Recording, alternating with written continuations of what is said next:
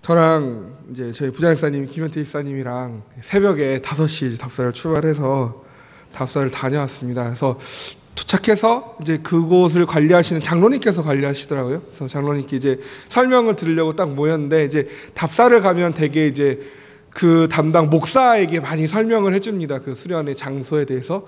그 장로님이 열심히 설명을 해주시는데 김현태 집사님 앞에 계속 열심히 설명을 해주시는 거예요. 저는 뒤에서 이렇게 구경하고 있고.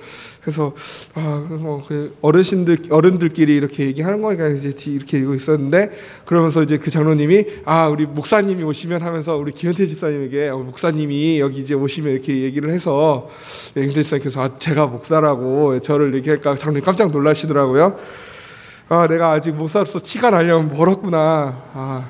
김현태 집사님이 더 거룩하고 경건해 보이시는구나. 나도 더 분발해야겠다, 그런 생각을 했습니다.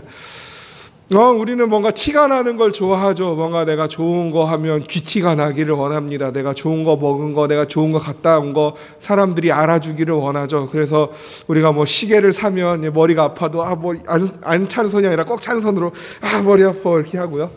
반지하면 꼭 그 반지가 있는 손으로 귀 한번 넘겨주고, 그래야 직성이 풀리죠. 박물관에 또 아이들을 데리고 중고등부 아이들끼리 야유회를 갔었어요. 서울 국립중앙박물관에. 전 몰랐는데 그때 이제 다른 그 학생들을 가르치기 위해서 가이드가 열심히 설명하는 것을 옆에서 이제 도강이라고 하죠. 청강이라고 합시다. 보기 좋게 청강을 했습니다. 우연치 않게. 그랬더니 그 진흥왕비에도 그 당시 조선 사람들이 그 진흥왕비를 보러 와서, 우리가 흔히 하죠. 왔다 감. 그거를 조선말로 낙서를 해놨대요. 그래서 그 낙서한 흔적이 지금 진흥왕비에도 그대로 남아있다. 여기 있는 이 글씨가 그때 신라시대 글씨가 아니고 조선시대에 나 김아무개 여기 왔다 감 이렇게 해놓은 거라고, 갔다 온 걸 티내기 위해서 조선시대 사람들도 역시 낙서를 해온 게 우리 국민의 정서다라고 그렇게 얘기하는 얘기를 들었습니다. 그러니까 결국 뭐냐면 우리들은 뭔가 하게 되면 그것에 대해서 티가 나기를 원하는 거죠. 그리고 무언가 좋은 것을 하거나 내가 어떠한 원하는 것을 하였을 때에 그것을 티가 나도록 노력하는 것이 우리의 습성이라는 것입니다. 그렇다면 우리가 구원받은 자로서도 분명히 구원받았음에 대한 티가 나야 한다라는 것이죠. 우리가 그것을 가지고 오늘 이 삭개오의 말씀을 가지고 함께 나누어 보기를 원합니다. 오늘 본문을 이해하기 위해서는 우리가 좀 누가복음의 전체적인 흐름에 대해서 좀 살펴보기를 원하는데요. 이 예수님께서 예루살렘을 향하여 가는 여정 중에 오늘 삭개오의 본문이 등장합니다. 그런데 예수님께서 이 예루살렘을 향하여 가시는 그 과정 가운데 주님께서 반복적으로 계속 누가복음에서 나타나고 있는 개념이 있습니다. 그것이 바로 하나님 나라입니다. 하나님 나라는 누가복음의 처음부터 이 누가복음의 마지막까지 누가복음을 관통하고 있는 주요 주제 중에 하나입니다.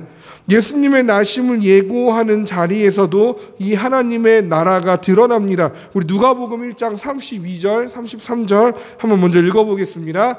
그가 큰 자가 되고 지극히 높으신 이의 아들이라 일컬어질 것이요 주 하나님께서 그 조상 다윗의 왕위를 그에게 주시리니 영원히 야곱의 집을 왕으로 다스릴 것이며 그 나라가 무궁하리라. 아멘. 누가복음에서 계속 예수님에 대하여 티를 내고 있는 것은 하나님의 나라에 대해서 계속 티를 내고 있다는 것입니다. 예수님께서 누가복음 가운데서, 적어도 누가복음 가운데 기록되어 있는 것은 계속해서 하나님의 나라에 대해서 티를 내고 계시다라는 거죠. 예수님의 태어나실 때부터 우리가 방금 읽었던 것처럼 다윗의 왕이, 그리고 왕으로 다스리실 것, 그 나라가 무궁하다라는 그 개념을 통해서 이미 예수님의 태어나심부터 하나님의 나라에 대해서 조금씩 티내고 시작하고 계신다라는 것입니다. 그리고 예수님 스스로도 자신이 이 땅에 오신 이유에 대해서 밝히실 때에 하나님 나라 복음을 전하기 위해라고 소개합니다. 누가복음 4장 43절입니다. 예수께서 이르시되 내가 다른 동네들에서도 하나님의 나라 복음을 전하여야 하리니 나는 이 일을 위해 보내심을 받았노라 하시고, 예수님이 사역을 시작하시면서 자기가 이 땅에 온 이유 또한 무엇이라고 하고 있습니까? 하나님 나라 복음을 전하기 위해. 라고 하나님 나라에 대해서 또 계속 티를 내십니다. 그리고 나서 계속 가르치심을 반복하실 때에 주로 무엇으로 가르치셨습니까? 비유를 들어 설명하셨지요. 그래서 왜 내가 비유로 설명하고 있느냐, 그 이유에 대해서 설명하실 때에도 우리 누가복음 8장 10절 말씀 읽어보겠는데요. 이르시되 하나님 나라의 비밀을 아는 것이 너희에게는 허락되었으나 다른 사람에게는 비유로 하나니 이는 그들로 보아도 보지 못하고 들어도 깨닫지 못하게 하려 함이라. 아멘. 예수님께서 이 땅에 나실 때 그때도 하나님의 나라가 강조되고, 예수님께서 직접적으로 사역을 시작하실 때 그때도 하나님 나라의 복음을 전하기 위해 왔다라고 하고 시작하셨습니다. 그리고 예수님께서 그 복음을 전하기 시작하실 때에 비유로 베푸셨는데, 그 비유를 베푸신 이유도 하나님 나라의 비밀을 알게 하고자 함에 있었습니다. 그리고 이뿐만이 아닙니다. 제자들을 복음 전도자로 내보내실 때, 그리고 우리가 알고 있듯이 그 70인을 파송하실 때에도 그 이유에 대해서 설명하시기를 누가복음 9장 2절과 10장 9절에서 이와 같이 설명하고 있습니다. 누가복음 9장 2절입니다. 하나님의 나라를 전파하며 앓는 자를 고치게 하려고 내보내시며, 10장 9절 말씀, 거기 있는 병자들을 고치고 또 말하기를 하나님의 나라가 너희에게 가까이 왔다 하라. 결국 제자들을 부르신 이유, 70인을 파송한 이유도 어디에 있는 것입니까? 하나님의 나라를 전파하기 위하여, 하나님의 나라가 너희에게 가까이 왔음을 알리게 하기 위하여 제자들을 부르셨고 70인을 보내셨습니다. 그리고 예수님은 거기에 더하셔서 이미 그 하나님의 나라가 임하였다고, 하나님이 그 나라 주기를 기뻐하신다고 계속해서 가르치십니다. 누가복음 11장 20절과 12장 32절 말씀 확인해 보겠습니다. 그러나 내가 만일 하나님의 손을 힘입어 귀신을 쫓아낸다면 하나님의 나라가 이미 너희에게 임하였느니라. 적은 무리여 무서워 말라. 너희 아버지께서 그 나라를 너희에게 주시기를 기뻐하시느니라. 아멘. 주님께서는 계속해서 무엇을 가르치고 있습니까? 하나님의 나라가 이미 너희에게 임하였다. 하나님의 나라의 복음을 알게 하기 위하여, 하나님의 나라를 전파하기 위하여, 하나님의 나라가 너희에게 가까이 왔음을 알게 하기 위하여 비유로 가르치시고 제자들을 부르셨고 70인을 보내어 전도하게 하셨습니다. 뿐만 아니라 이제는 무엇이라고 말씀하십니까? 하나님의 나라가 이미 너희에게 임하였다라고 이야기합니다. 그리고 덧붙여서 이르기를 그 나라를 너희에게 주시기를 기뻐하신다. 하나님의 나라가 이미 우리 가운데 임하였는데 그 하나님의 나라를 우리에게 주시기를 기뻐하시는 하나님에 대하여 이야기하고 있습니다. 그러면 하나님이 우리에게 주시고자 하는 그 기뻐하시는 하나님의 나라, 이미 우리에게 임하였다는 하나님의 나라가 어디 있습니까? 그것에 대하여 누가복음 17장 20절에서 21절이 밝히 말씀하고 있습니다. 우리 같이 읽어보겠습니다. 바리새인들이 하나님의 나라가 어느 때에 임하나이까 묻거늘 예수께서 대답하여 이르시되 하나님의 나라는 볼 수 있게 임하는 것이 아니요 또 여기 있다 저기 있다고도 못하리니 하나님의 나라는 너희 안에 있느니라. 아멘. 하나님 나라가 어디에 임하였다고요? 너희 안에 임하였다고요. 우리 하나님의 나라 하면 우리가 들어가야 할 곳이라고 많이 생각을 합니다. 그것이 완전히 틀린 개념은 아닙니다. 아직 완성되지 아니하였기 때문에 후에 우리가 들어가야 할 곳이 맞습니다. 그렇지만 주님께서 지금 계속해서 티내고 계신 것은 무엇입니까? 하나님의 나라가 이미 너희에게 임하였는데 그 하나님의 나라가 어디 있다고요? 너희 속에 있다고요. 그렇다면 이것을 반대로 얘기하면 무엇이라고 얘기할 수 있겠습니까? 예수님을 믿고 구원받은 자는 이미 하나님 나라에 거하고 있는 자라는 것입니다. 그렇다면 우리는 어떻게 하는 것이 마땅합니까? 예수님께서 하나님의 나라에 대해서 계속 그렇게 강조하시고 반복하시고 티를 내셨다면 우리도 이미 우리 안에 하나님의 나라가 있다고 말씀하셨기에 우리도 우리 안에 있는 하나님의 나라를 티낼 수 있다라는 거죠. 나타내 보여줄 수 있다라는 것입니다. 그런데 이것이 우리에게 모두 가능하게 쉽게 주어진 것은 아니었습니다. 17장에 보시면 예수님은 재물이 있는 자는 하나님의 나라에 들어가기가 얼마나 어려운지, 낙타가 바늘귀로 들어가는 것이 부자가 하나님 나라에 들어가는 것보다 쉽다라고 말씀하십니다. 그래서 제자들이 깜짝 놀라죠. 부자가 하나님 나라에 들어가는 게 낙타가 바늘귀 들어가는 것보다 더 어렵다고요. 낙타가 바늘귀 들어가는 게 더 쉽다고요. 그럼 도대체 누가 하나님 나라에 들어갈 수 있습니까? 라는 그 두려움에 사로잡힐 때 주님께서 뭐라고 얘기하십니까? 무릇 사람이 할 수 없는 것을 하나님은 하실 수 있다라고 말씀하십니다. 부자가 하나님 나라에 들어가는 것이, 들어가기가 얼마나 어려운지, 낙타가 바늘귀로 들어가는 것이 더 쉽다. 부자가 하나님 나라에 들어가는 것보다 낙타가 바늘귀 들어가는 게 더 쉽다. 부자는 하나님 나라에 들어가기가 어렵다. 이것에 대한 사례가 무엇입니까? 17장에 나와 있는 부자 관리입니다. 17장에 부자 관리가 등장합니다. 이 부자 관리가 등장하여서 예수님께 뭐라고 물어보냐면요, 17장 18절에 보면 어떤 관리가 물어 이르되 선한 선생님이여 내가 무엇을 하여야 영생을 얻으리까? 라고 물어봅니다. 그랬더니 예수님이 뭐라고 하냐면, 하나님 한 분의 선한 이가 없느니 내가 계명을 안 하니 간음하지 말라, 살인하지 말라, 도둑질하지 말라, 거짓 증언하지 말라, 내 부모를 공경하라 하였느니라 라고 그 10계명의 말씀을 들어 설명하시죠. 그랬더니 부자 관리가 뭐라고 합니까? 주님, 저는 어려서부터 그 계명을 다 지켰습니다. 내가 영생을 얻기 위해서는 무엇을 더 해야 할까요? 라는 식으로 물어봅니다. 그러니까 예수님이 뭐라고 얘기합니까?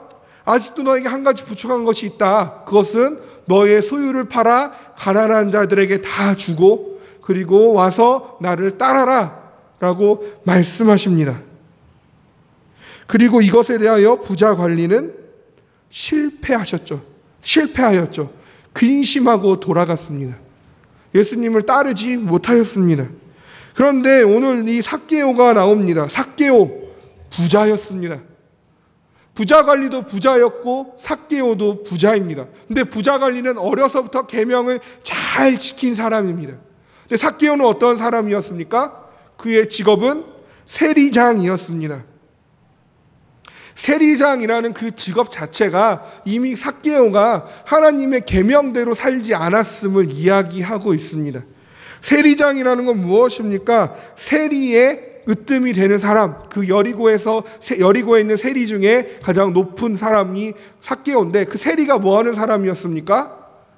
로마의 세금을 갖다 바쳐야 되는데, 그래서 그 동족들에게 그 세금을 긁어 모아서 그 로마가 할당한 그 세금의 양을 로마에게 갖다 바치는 일을 하는 사람이 세리입니다. 그 세리의 수입은 어디서 나왔을까요? 더 많이 세금을 긁어 모으는 거죠. 동족들에게 10,000원을 걷어야 한다면 10만 원, 20만 원 긁어다가 10,000원 로마에 주고 나머지 이익은 내가 갖는 것입니다. 삭개오는 세리장까지 올라간 사람입니다. 한 해, 두 해 이 일을 감당했던 사람이 아닙니다. 쉽게 얘기하면 친일파 이런 식이겠죠. 우리나라의 표현으로 얘기하면 앞잡이, 로마의 앞잡이라고 얘기할 수 있을 것입니다. 이미 삭개오는 하나님의 어려서부터 계명을 지킨 그 사람과는 거리가 멉니다. 이미 그는 수많은 횡령을 했을 것이고 그것으로 인하여 부자가 된 자입니다. 그래서 사람들은 그를 무엇이라고 불렀습니까? 삭개오를 죄인이라고 이야기하고 있습니다. 오늘 보면 7절에 보면요, 무사람이 보고 수군거려 이르되 저가 죄인의 집에 유하러 들어갔다. 그래서 삭개오에 대해서 죄인이라고 사람들이 일컫고 있는 것을 우리가 볼 수 있습니다. 같은 부자입니다. 어려서부터 계명을 잘 지켜온 부자 관리, 그리고 수년 동안 세금을 횡령하고 재산을 축적해온 세리장인 삭개오, 두 명이 예수님을 만났습니다. 그리고 그 결과는 매우 달랐습니다. 부자 관리는 내게 있는 것을 다 팔아 가난한 자에게 나누어 주라, 그리고 나를 따르라 라는 주님의 말씀 앞에 근심하고 돌아갑니다. 그런데 삭개오는 어떻게 됩니까? 삭개오가 어떻게 이야기합니까? 우리 8절 말씀 함께 읽어보겠습니다. 삭개오가 서서 주께 여짜오되 주여 보시옵소서, 내 소유의 절반을 가난한 자들에게 주겠사오며 만일 누구의 것을 속여 빼앗은 일이 있으면 내 갑절이나 갚겠나이다. 삭개오는 뭐라고 고백합니까? 소유의 절반을 가난한 자들에게 주며 누구의 것을 빼앗은 일이 있으면 내 갑절이나 갚겠다. 내가 완전히 그 값을 치르겠다라고 이야기하고 있는 것입니다. 무엇을 하여야 영생을 얻을 수 있을까요? 나는 어려서부터 계명을 다 지켜왔는데요 라고 왔던 부자 관리는 근심하며 돌아갔고, 그저 예수께서 어떠한 사람인지 궁금하여서 그 자리에 찾아간 삭개오는 구원에 이르렀습니다. 부자 관리는 부자가 하나님 나라에 들어가기가 어려운 사례가 되었고, 세리장이었던 삭개오는 그러나 하나님은 하실 수 있다라는 사례가 되었습니다. 무엇이 이 차이를 가져왔을까요? 부자 관리와 삭개오 똑같은 부자입니다. 똑같이 예수님을 만났습니다. 그러나 그 결과는 너무나도 달랐습니다. 한 명은 소유를 팔아 가난한 자들에게 나눠주라는 말씀에 근심하며 돌아갔고, 또 다른 한 명은 자진하여서 내 소유의 절반을 가난한 자들에게 나누어 주겠다라고 이야기하였습니다. 한 명은 구원받지 못하였고 한 명은 구원에 이르게 되었습니다. 무엇이 이 차이를 가져왔을까요? 가장 극명하게 눈에 들어온 것은 무엇입니까? 가난한 자들에 대한 태도입니다. 부자 관리는 소유를 다 팔아 가난한 자들에게 나눠주는 것을 근심하였고, 삭개오는 소유의 절반을 가난한 자들에게 나누어 주겠노라 약속하였습니다. 그렇다면 우리가 알 수 있는 것은 무엇입니까? 가난한 자들에게 우리가 그렇게 구제하는 것, 그 재산을 나누어 주는 것이 구원의 조건이구나가 아니죠. 가난한 자들에게 나누어 주는 그 삶이야말로 무엇입니까? 내가 구원에 이른 자라는 것을 보여주는 증거가 되어진다는 것입니다. 오늘 오전에 우연찮게 담임목사님께서도 이 말씀을 전하여 주셨습니다. 도둑질하지 말고 열심히 땀 흘려 일하여. 왜 우리가 열심히 돈을 벌어야 합니까? 우리가 물질을 쌓아야 하는 이유는 무엇입니까? 가난한 자들을 구제하기 위해서입니다. 왜 가난한 자들을 구제하는 것이 마땅합니까? 우리가 누구의 긍휼하심을 입은 자들입니까? 예수 그리스도의 체휼과 그 긍휼을 우리가 몸소 겪은 자들이 아닙니까? 그렇다면 우리는 예수님을 믿는 자로서, 예수님을 따라가는 자로서 우리의 삶 역시 가난한 자들에게 내가 받은 그 긍휼 그대로 돌려주어야 하는 것입니다. 하나님이 말씀하셨기에 우리는 순종하는 것입니다. 이 가난한 자들을 돌보는 것이 구원에 이른 자들의 표시라는 것입니다. 증거가 된다는 것입니다. 내가 구원받았음을 티를 낼 수 있는 하나의 통로가 되어지는 것이 바로 이 구제에 있다라는 것입니다. 이것이 선한 일이 되며 우리는 이 선한 일에 힘써야 하는 것입니다. 내가 예수 그리스도를 믿는 자임을 어떻게 밝히 알릴 수 있겠습니까? 우리의 삶을 통하여 알리는 것입니다. 가난한 자를 먼저 돌볼 줄 아는 것입니다. 소외된 자들을 먼저 찾아갈 줄 아는 것입니다. 그것이 그리스도인의 삶의 모습입니다. 우리가 그리스도의 삶의 모습을 제대로 티내지 못하고 보여주지 못하니까 그리스도인들에 대한 신뢰가 떨어집니다. 교회에 대한 신뢰가 떨어집니다. 깜짝 놀랍니다. 당신도 예수님 믿는 사람이었습니까? 그러면 안 된다라는 것입니다. 우리가 예수님을 믿는 사람이라면, 우리가 적어도 예수님 앞에 구원에 이르렀다고 인정받은 사람이라면 우리의 삶이 예수님의 삶과 같아져야 한다는 것입니다. 예수님의 이 가난한 자의 돌봄이 우리에게도 나타나야 한다는 것입니다. 그것이 우리로 하여금 예수 그리스도를 믿음으로 구원받은 자의 삶의 표시로 나타나게 된다는 것입니다. 따라서 이 부자 관리와 삭개오의 증거가 보여줍니다. 누가 구원에 이르렀는가? 그것은 바로 가난한 자들에 대한 이 둘의 태도가 판이하게 달랐다라는 것이죠. 이것이 판이하게 달랐다라는 것은 또한 무엇을 보여주냐면 그들의 순종의 여부를 보여주는 것입니다. 부자 관리에게 예수님은 와서 따르라라고 말씀하셨습니다. 그리고 삭개오에게는 속히 내려오라 말씀하셨습니다. 부자 관리는 와서 나를 따르라라는 주님의 말씀 앞에 근심하며 돌아가 버렸습니다. 따르지 아니하였습니다. 그렇지만 삭개오는 어떡합니까? 속히 내려오라 말씀하셨더니 6절에 급히 내려왔습니다. 속히 내려오라는 주님 앞에 그냥 내려온 것도 아니고 급히 내려왔습니다. 급히 내려와서 즐거워하며 영접하였습니다. 둘 모두에게 예수님의 요청이 있었습니다. 그러나 그 요청에 대한 순종이 달랐습니다. 왜 둘 순종이 달랐을까요? 부자 관리는 영생에 관심은 있었습니다. 내가 무엇하여 영생을 얻을 수 있을까요? 라고 물어봤잖아요. 그러나 그것이 예수님과 함께 있음과 아무 관련이 없다라고 생각했습니다. 영생을 내가 무엇을 해야 얻을 수 있는 것처럼 여겼습니다. 내가 이것도 했고 저것도 했고 저것도 했는데 영생은 내가 어떻게 해야 얻을 수 있을까? 어떠한 자격증 취득하듯이 그렇게 접근한 것입니다. 아마 그는 다른 수많은 것들 중에 하나로 영생을 어겼을지도 모르겠습니다. 그래서 재물을 나눠주라, 내 소유를 다 팔아 가난한 자들에게 주라라는 그 예수님의 그 말씀이 저걸 해야만 영생을 얻을 수 있구나라는 조건으로 다가왔던 것입니다. 그리고 나서 그 조건을 완수해야 예수님을 따르는 일이 이루어질 수 있다라는 것이죠. 그렇지만 삭개오는 달랐습니다. 그저 예수님과 함께함이 즐거움이었습니다. 예수님을 영접하여 함께함으로 구원에 이르렀습니다. 예수님과 함께 있었더니 나에게 구원이 이르렀고, 구원이 이르렀더니 재물을 나눠주는 일을 기꺼이 기쁨으로 헌신함으로 자원적으로 할 수 있게 되어진 것입니다. 재물을 나눠주는 일에 있어서 삭개오에게는 구원받음의 결과였습니다. 영생을 얻으니 무엇을 하게 된 것입니다. 재물을 나눠주게 된 것입니다. 무엇을 하여야 영생을 얻는 것이 아니라 영생을 얻으니 무엇을 하게 된 것입니다. 삭개오와 같이 예수님을 영접함으로 함께하게 되며 예수님으로 인하여 구원에 이르고 나니 내가 그 구원의 은혜에 감격하여 무엇인가 할 수 있게 되어진 것입니다.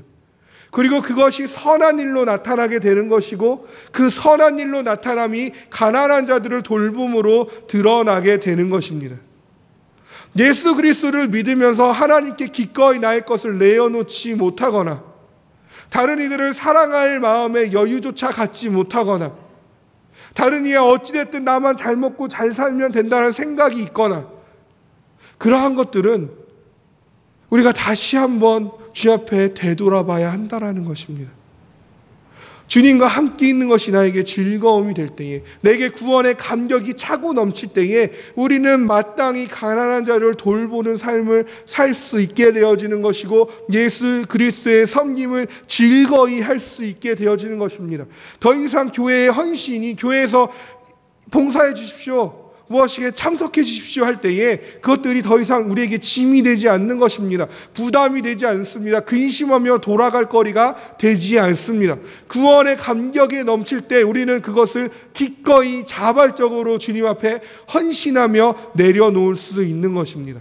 나에게 그 기쁨이 충만하지 못하다면 다시 한번 구원의 감격에 회복에 대하여 우리는 절절하게 기도하며 구하며 나아가야 할 것입니다.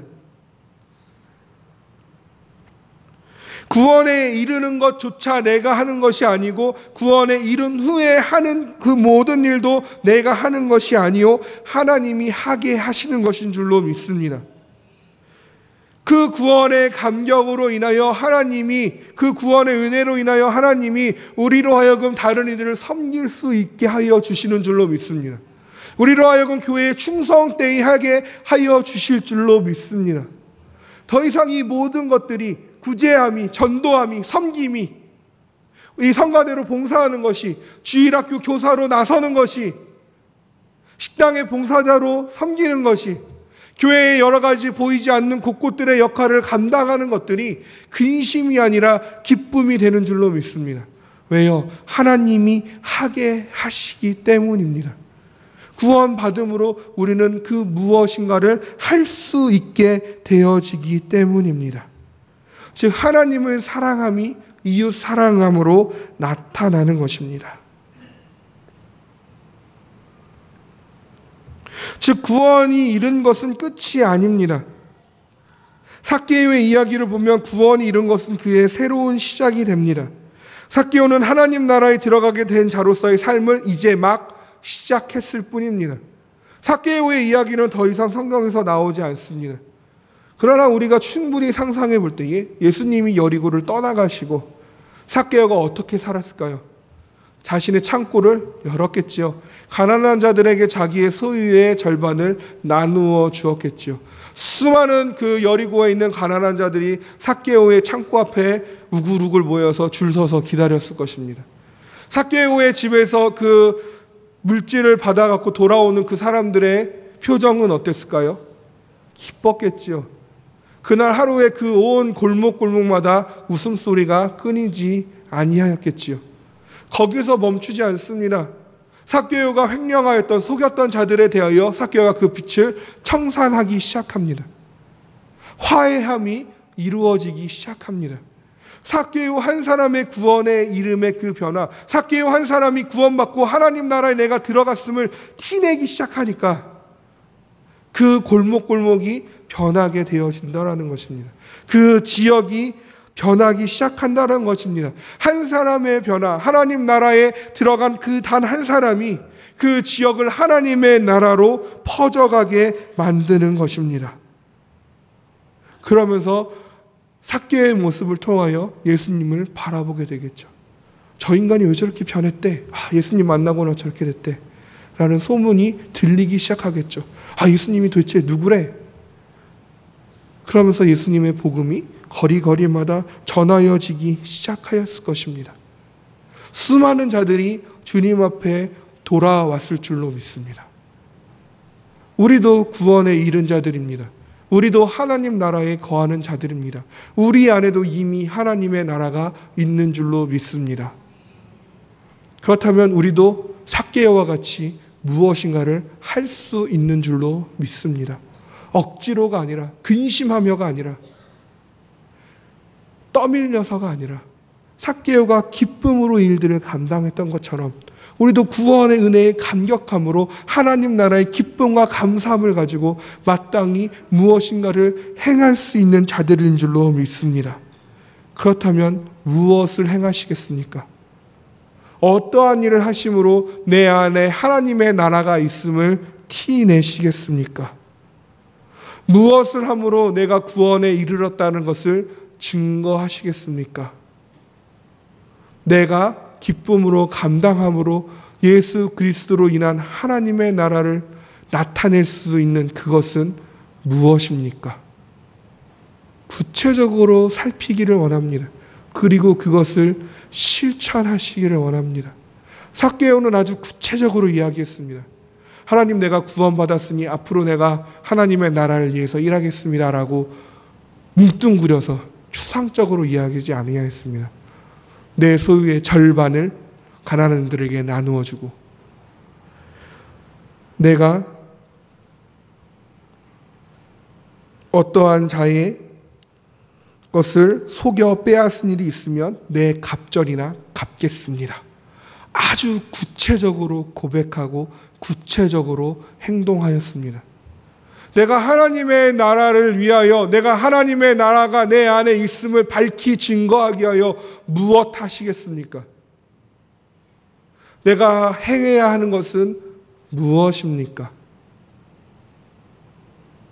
설레임으로 찾으시기를 원합니다.